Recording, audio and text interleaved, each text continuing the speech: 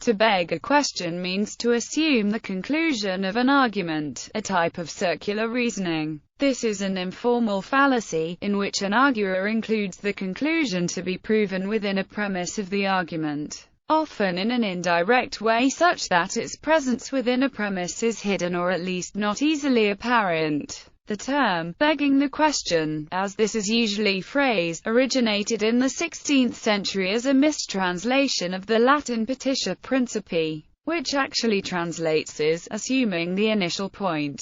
In modern vernacular usage, to beg the question is sometimes used to mean to invite the question, or to dodge a question. These usages are often criticized as being mistaken. History. The original phrase used by Aristotle from which begging the question descends is tau shi rho chi sigma alpha tau epsilon nu, asking for the initial thing. Aristotle's intended meaning is closely tied to the type of dialectical argument he discusses in his Topics, Book 8. A formalized debate in which the defending party asserts a thesis that the attacking party must attempt to refute by asking yes or no questions and deducing some inconsistency between the responses and the original thesis. In this stylized form of debate, the proposition that the answerer undertakes to defend is called the initial thing, and one of the rules of the debate is that the questioner cannot simply ask for it.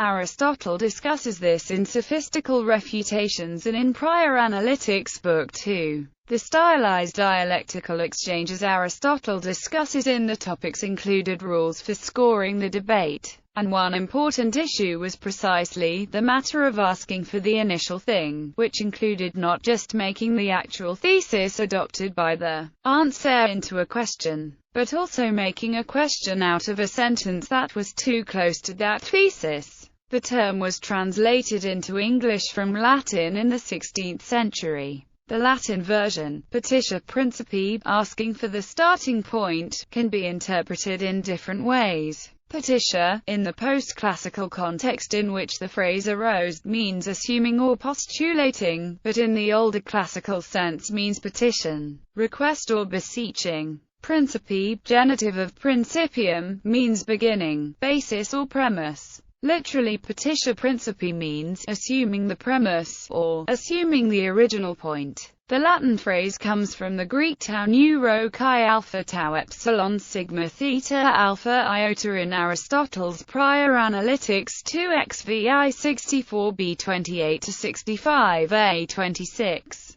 Begging or assuming the point at issue consists of failing to demonstrate the required proposition. But there are several other ways in which this may happen. For example, if the argument has not taken syllogistic form at all, he may argue from premises which are less known or equally unknown, or he may establish the antecedent by means of its consequence, for demonstration proceeds from what is more certain and is prior. Now begging the question is none of these. If, however, the relation of B to C is such that they are identical, or that they are clearly convertible, or that one applies to the other, then he is begging the point at issue. B. Begging the question is proving what is not self-evident by means of itself, either because predicates which are identical belong to the same subject, or because the same predicate belongs to subjects which are identical. Aristotle. Heterodenic Prior Analytics. Aristotle's distinction between apodictic science and other forms of non-demonstrative knowledge rests on an epistemology and metaphysics wherein appropriate first principles become apparent to the trained dialectician.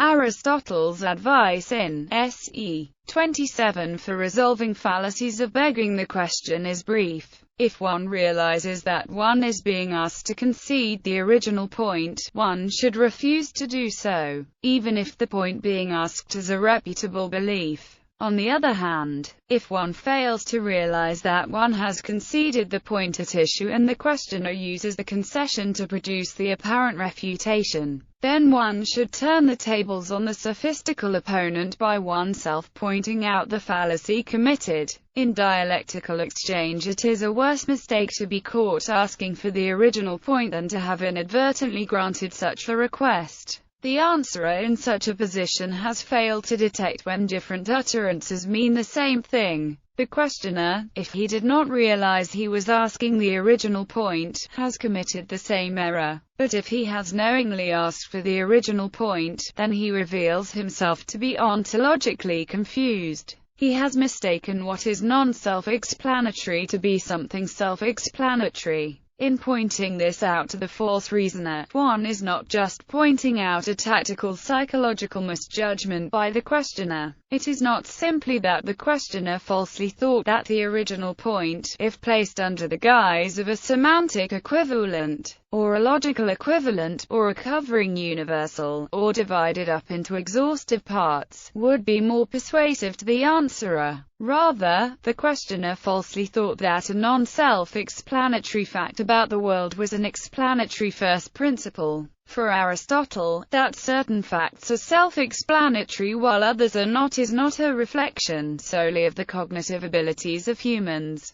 It is primarily a reflection of the structure of non-cognitive reality. In short, a successful resolution of such a fallacy requires a firm grasp of the correct explanatory powers of things, without a knowledge of which things are self-explanatory and which are not. The reasoner is liable to find a question-begging argument persuasive. Scott Gregory Schreiber, Aristotle on False Reasoning, Language and the World in the Sophistical Refutations. Thomas Fowler believed that petitia principii would be more properly called petitia quaesiti, which is literally, begging the question. Definition: the fallacy of petitia principii, or begging the question, is committed when someone attempts to prove a proposition based on a premise that itself requires proof. When the fallacy of begging the question is committed in a single step, it is sometimes called the hysteron praeteron, as in the statement, opium induces sleep because it has a soporific quality. Examples of this rhetorical device are seen in the U.S. Supreme Court, as from this dissent by Antonin Scalia in Gonzales v. Oregon. If the term legitimate medical purpose has any meaning, it surely excludes the prescription of drugs to produce death. This statement assumes as fact the very question of the case, whether ending life will become a legitimate medical purpose for physicians.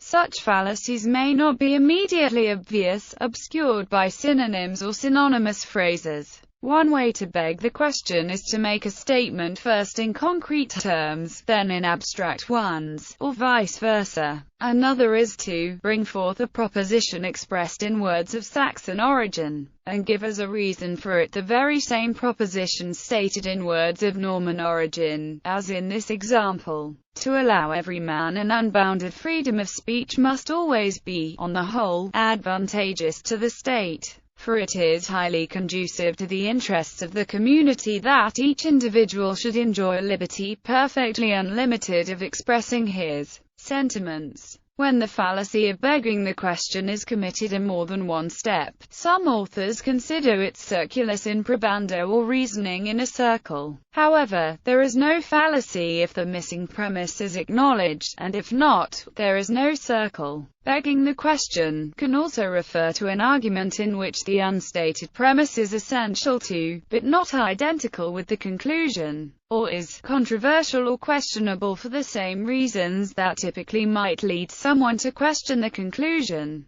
Seldom is anyone going to simply place the conclusion word for word into the premises. Rather, an arguer might use phraseology that conceals the fact that the conclusion is masquerading as a premise. The conclusion is rephrased to look different and is then placed in the premises. Paul Herrick begging the question is not considered a formal fallacy. Rather, it is a type of informal fallacy that is logically valid but unpersuasive, in that it fails to prove anything other than what is already assumed. Related fallacies. Closely connected with begging the question is the fallacy of circular reasoning, a fallacy in which the reasoner begins with the conclusion. The individual components of a circular argument can be logically valid because if the premises are true, the conclusion must be true, and does not lack relevance. However, circular reasoning is not persuasive because a listener who doubts the conclusion also doubts the premise that leads to it. In fact, begging the question is often considered a type of circular reasoning. Begging the question is similar to the complex question, a question that, to be valid, requires the truth of another question that has not been established. For example, which color dress is Mary wearing, may be fallacious because it presupposes that Mary is wearing a dress. Unless it has previously been established that her outfit is a dress, the question is fallacious because she could be wearing a pantsuit. Another related fallacy is ignoratio elenchi, or irrelevant conclusion, an argument that fails to address the issue in question, but appears to do so. An example might be a situation where A and B are debating whether the law permits A to do something. If A attempts to support her position with an argument that the law ought to allow her to do the thing in question, then she is guilty of ignoratio elenchi. Modern usage. Many English speakers use beg the question to mean raise the question, evade the question, or even ignore the question, and follow that phrase with the question. For example, I weigh 120 kilograms and have severely clogged arteries, which begs the question, why have I not started exercising? In philosophical, logical, grammatical, and legal contexts, most commenters believe that such usage is mistaken, or at best, unclear.